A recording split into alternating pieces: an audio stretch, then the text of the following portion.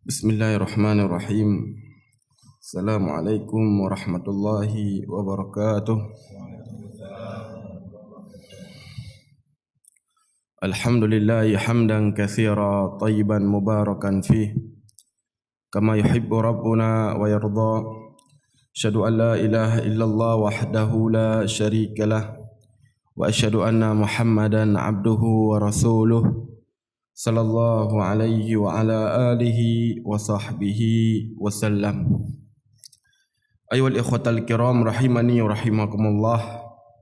Kita akan melanjutkan pembacaan kitab kita Sittah Mawadhi' Minas Sirah, kitab yang ditulis oleh Syekhul Islam Muhammad bin Abdul Wahhab rahimahullahu taala. Beliau melanjutkan, فَإِذَا فَهِمْتَ هَذَا فَهْمًا جَيْدًا عَرَفْتَ أَنَّ كَثِيرٌ مِنَ الَّذِينَ يَدَّعُونَ الدِّينَ لَا يَعْرِفُونَهَا. Beliau mengatakan, jika engkau telah memahami dengan pemahaman yang sebenar-benarnya, maka engkau akan mengetahui bahwasanya banyak manusia pada hari ini yang dia itu mengaku dari orang yang beragama, mereka tidak paham tentang permasalahan ini. Permasalahan yang telah kita sebutkan kemarin yaitu permasalahan bara', benci kepada orang-orang kafir, benci kepada orang kafir dan benci kepada kekafiran tersebut. Ini merupakan prinsip dasar dalam Islam. Dan Syekh rahimahullahu taala di sini beliau ingin menjelaskan bahwasanya banyak manusia pada hari ini yang mengaku dari kalangan orang yang beragama, orang yang paham tentang Islam, mereka tidak paham tentang permasalahan bara' ini. Mereka sebagian menganggap bahwasanya kebencian kaum muslimin kepada orang kafir ini karena kebencian yang bersifat duniawi. Bermakna apa? Bermakna tak kala kaum musyrikin, apakah dari kalangan Yahud ataukah orang yang semisalnya menyerang kaum muslimin, ini merupakan sebab kaum muslimin marah kepada mereka. Ketahuilah bahwasanya kebencian kaum muslimin kepada orang kafir ini murni karena kebencian agama, bukan bersifat duniawi. Sebagian orang-orang yang mereka pada hari ini diagungkan, bahkan dianggap sebagai ulama, mereka ingin menghilangkan prinsip ini. Apakah dengan cara mengatakan bahwasanya Islam ini adalah agama yang bisa mengayomi seluruh agama, sehingga terjadilah apa? Pluralisme agama, bahwasanya seluruh agama itu sama, seluruh agama itu benar. Maka tidak diragukan lagi, ini merupakan sebuah kesesatan. Dan ini kita lihat sendiri. Di saat ada orang-orang kafir mereka merayakan hari kebesaran mereka, datang kaum muslimin ikut merayakannya. Kemudian juga tak kala kaum muslimin mereka merayakan hari raya, maka datang juga orang-orang kafir untuk merayakan dengan kaum muslimin. Mereka menganggap bahwasanya agama seperti ini. Maka ini telah terjatuh dalam kesalahan yang sangat besar. Ataukah terkadang mereka membawakan hal-hal yang lain sebagaimana yang saya sebutkan tadi. Mereka ingin menanamkan kepada kaum muslimin bahwasanya kebencian kita kepada orang kafir ini murni karena kebencian duniawi. Tak kala misalnya terjadi di Palestina, orang Yahudi mengambil Baitul Maqdis, ini yang menyebabkan kaum muslimin marah kepada mereka. Ini merupakan anggapan yang salah. Kenapa demikian? Karena kebencian kaum muslimin kepada mereka itu murni karena perkara agama.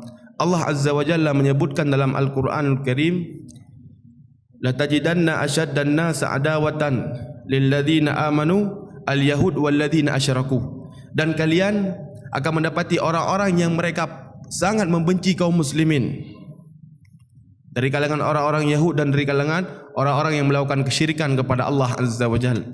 Dan telah kita sebutkan bagaimana asar dari Imam Ahmad rahimahullahu taala, seorang imam ahlu sunnah wal jamaah. Beliau jika melihat orang kafir, beliau menutup matanya. Sehingga ditanya, kenapa engkau lakukan demikian wahai imam?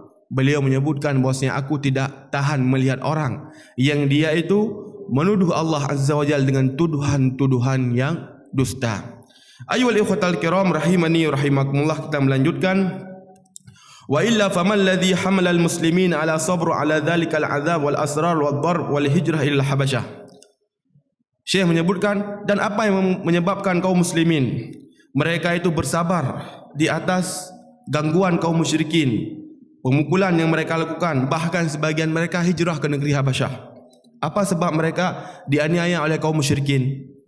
Apakah karena mereka solat pada saat itu? Apakah karena mereka berpuasa? Ataukah karena mereka mengajak manusia untuk menyambung silaturahmi? La, bukan karena sebab ini. Mereka dianiaya oleh kaum musyrikin, bukan karena sebabnya. Namun tak kala mereka menerapkan barak, benci kepada kaum musyrikin dengan mengajak mereka untuk kembali kepada agama yang benar dan membatilkan sembahan-sembahan mereka, menyebutkan tentang kesesatan agama mereka. Ini adalah sebab kaum muslimin mereka pada saat tersebut diusir, dipukul, bahkan sebagian mereka dibunuh oleh orang-orang musyrik. Kemudian kita sebutkan ma'anahu sallallahu alaihi wasallam arhamun nas law yajidu lahum rukhsatan la arkhasu lahum. Dan bersama dengan itu, sebagaimana kita ketahui bersama, bahwasanya Rasulullah sallallahu alaihi wasallam adalah orang yang paling sayang kepada manusia. Namun dalam permasalahan ini beliau tidak mendapatkan keringanan. Permasalahan itu permasalahan membenci orang kafir dengan membatilkan, dengan menyebutkan tentang kesesatan agama mereka. Dengan menyebutkan apa? Dengan menyebutkan pemikiran-pemikiran sesat mereka. Nabi SAW dalam permasalahan ini beliau tidak mendapat rukhsah, tidak mendapatkan keringanan. Ini adalah perkara yang mutlak yang harus dijalankan oleh kaum muslimin.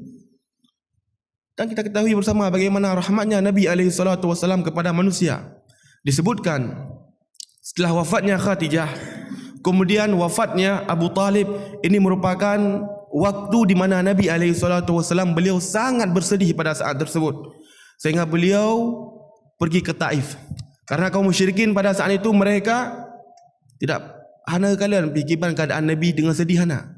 Bahkan mereka tak kala melihat Nabi SAW sedang bersedih, mereka pun semakin kuat, semakin keruh untuk diganggu Nabi SAW dan kaum muslimin pada saatnya. Sehingga Rasulullah SAW beliau harus datang ke Taif. Beliau berharap di Taif ada manusia yang mau menerima dakwah beliau. Namun apa yang terjadi? Beliau dicemooh, beliau dihina, bahkan beliau diusir pada saat tersebut.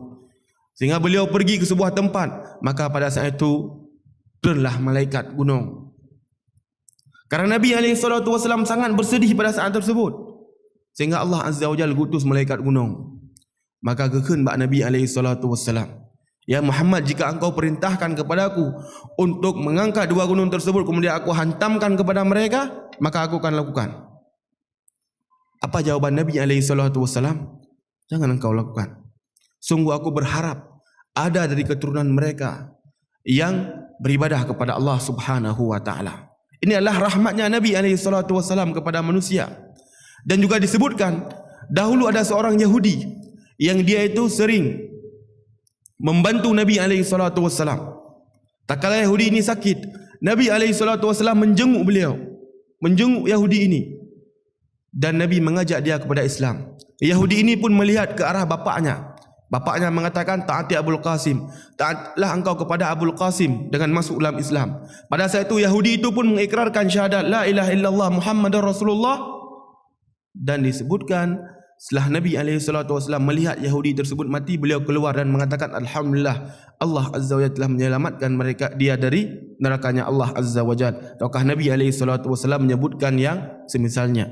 Ini kepada orang-orang yang bukan Islam pada saat tersebut. Nabi SAW berharap agar apa? Agar mereka masuk dalam Islam. Begitu juga bagaimana Nabi SAW, beliau sangat merahmati kepada para sahabatnya pada saat tersebut. Disebutkan Abu Hurairah radhiyallahu ta'ala anhu, beliau memiliki seorang ibu. Ibu beliau pada saat itu masih musyrik, masih kafir. Setiap waktu Abu Hurairah mengajak ibunya kepada Islam, namun ibunya tidak menggubris.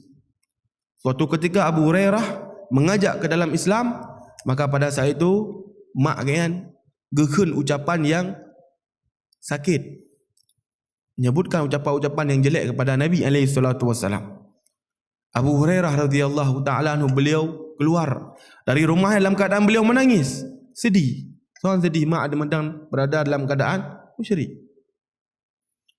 Datanglah ke hadapan Nabi SAW. Kemudian mengkhabarkan, ya Rasulullah, bahwasanya ibu saya mengucapkan ucapan yang tidak enak saya dengar tentang engkau. Ya Rasulullah, doakan kepada Allah Azza wa Jalla agar Allah Azza wa Jalla berikan hidayah kepada ibu saya. Maka pada saat itu Nabi SAW berdoa. kepada Allah Azza wa Jalla. Kemudian Abu Hurairah kembali ke rumahnya dan beliau melihat bahwasanya pintu itu terbuka sedikit. Abu Hurairah pun melihat dari luar apa yang dilakukan oleh ibunya. Rupanya ibunya sedang mandi. Kemudian ibunya pun keluar dari kamar mandi, kemudian memakai pakaian dan jilbab dan mengatakan, "Wahai anakku, tahan dirimu. Nedeng nak lihat nedeng." Kemudian dia "Wahai anak ulun, ucapkan bahawa saja asyhadu an la ilaha illallah wa anna muhammadar rasulullah." Abu Hurairah radhiyallahu anhu kemudian kembali ke hadapan Nabi alaihi salatu wasallam. Tadinya beliau sedih karena ibunya masih musyrik. Beliau sekarang gembira dan terharu. Beliau pun menangis. Kemudian mengkhabarkan apa yang beliau alami pada saat itu.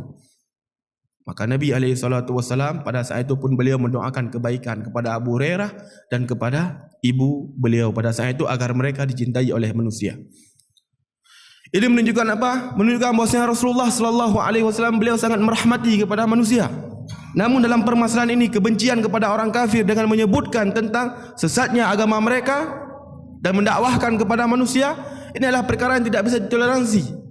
Sehingga Rasulullah sallallahu alaihi wasallam beliau tidak mendapatkan keringanan ini. Jika ini jika Nabi alaihi salatu wasallam mendapatkan ini dengan keringanan, maka tentu Nabi alaihi salatu wasallam akan memberikan ini kepada kaum muslimin. Namun permasalahan tidak ada keringanan sedikit pun. Sehingga kaum muslimin mereka harus apa? Harus mengalami daripada penganiayaan yang dilakukan oleh kaum musyrikin. Dan ini juga menunjukkan kita ayyuhal ikhwatal kiram rahimani wa rahimakumullahu jami'an tentang ulama-ulama Ahlus Sunnah wal Jamaah. Dan kejadian hampir mirip seperti ini. Ahlus Sunnah wal Jamaah mereka adalah orang yang paling kasih sayangnya kepada manusia. Mereka adalah orang yang sangat sayang kepada manusia. Sehingga disebutkan oleh Syekhul Islam Ibn Taimiyah rahimahullah bahwasanya Ahlus Sunnah wal Jamaah arhamun nas, mereka adalah orang yang paling merahmati kepada manusia. Namun karena permasalahan agama bukan tempat padanya untuk kita bertoleransi, mereka pun berlaku keras. Mereka berlaku tegas. Bid'ah ya bid'ah, syirik ya syirik, kufur ya kufur. Mereka tidak mengelabui umat dengan mengatakan syirik, oh ini tidak mengapa, ataukah bid'ah, oh ini tidak mengapa. Lah. Karena ini adalah prinsip agama. Sehingga mereka menjelaskan kepada manusia. Sehingga muncullah fitnah-fitnah kepada mereka. Mereka adalah orang yang keras. Mereka adalah orang yang tidak merahmati kepada kaum muslimin. Mereka adalah orang yang memusuhi kaum muslimin.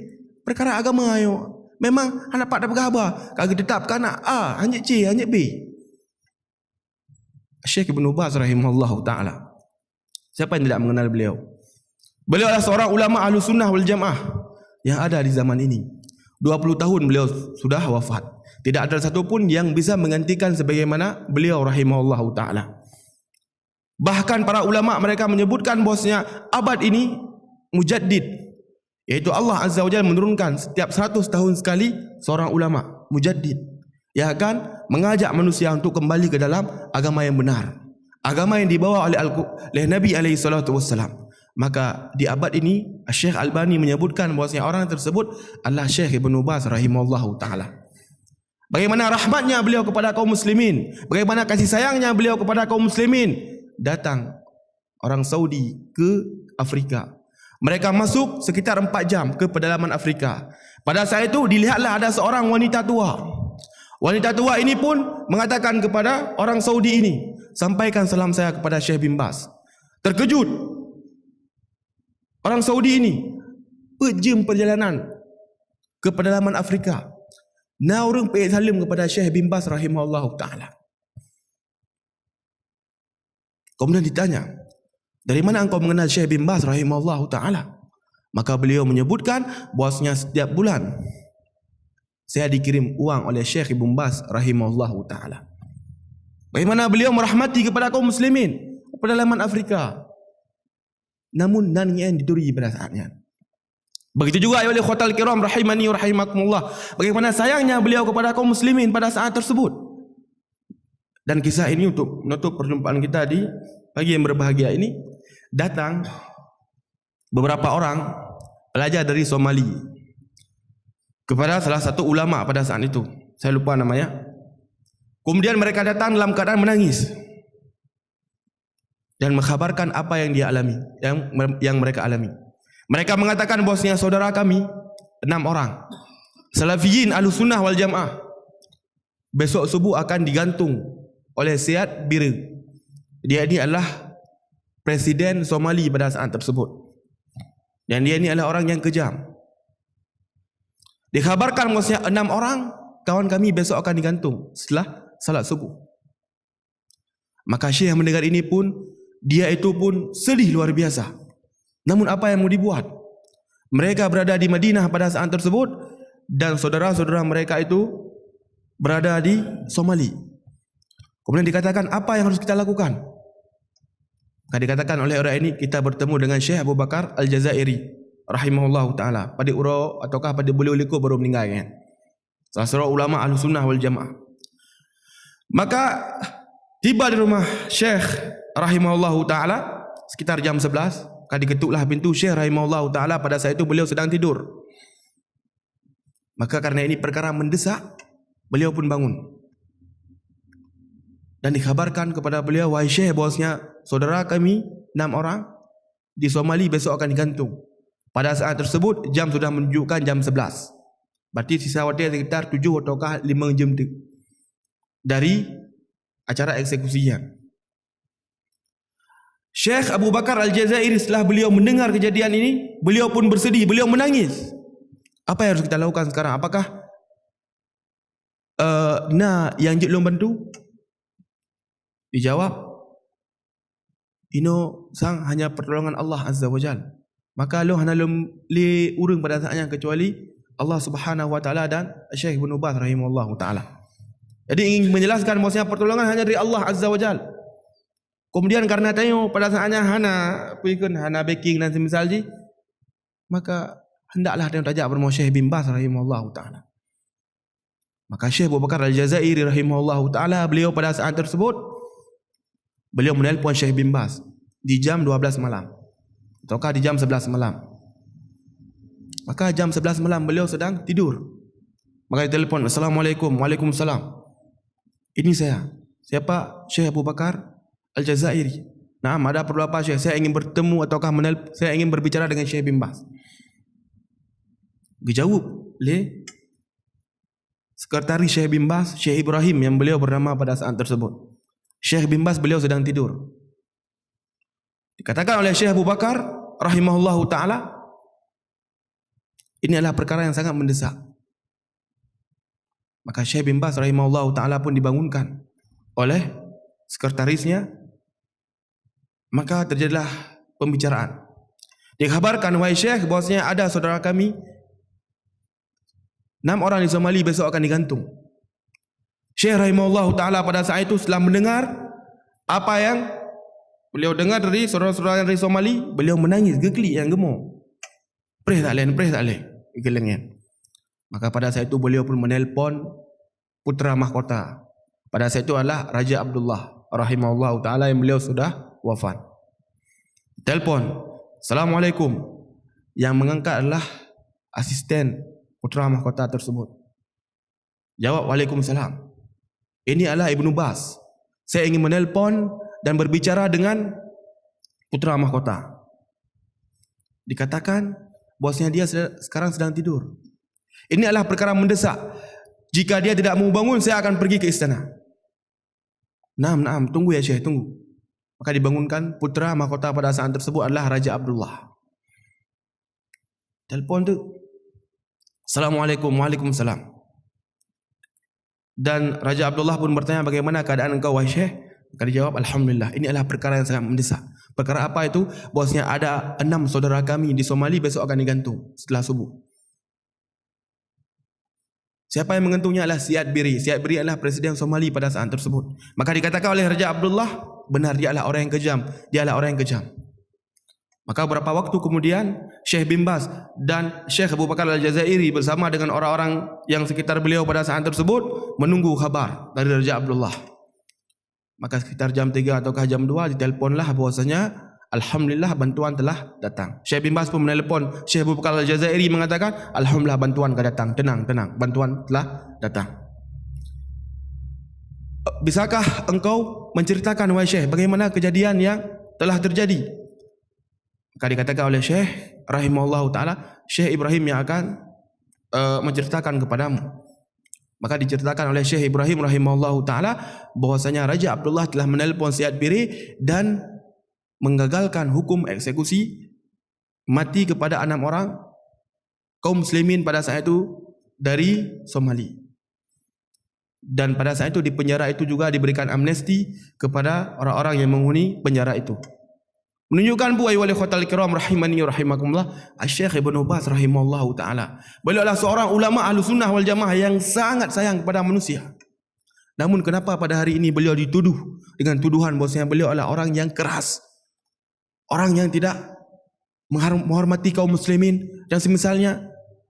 Perkara bid'ah ya bid'ah, perkara sunnah ya sunnah. Ini adalah perkara yang hanjut bagi kita yang untuk taubah-ubah. Sehingga ilmu khatal kiram rahimani rahimakumullah jami'an, ini yang bisa kita sebutkan di pertemuan yang berbahagia ini.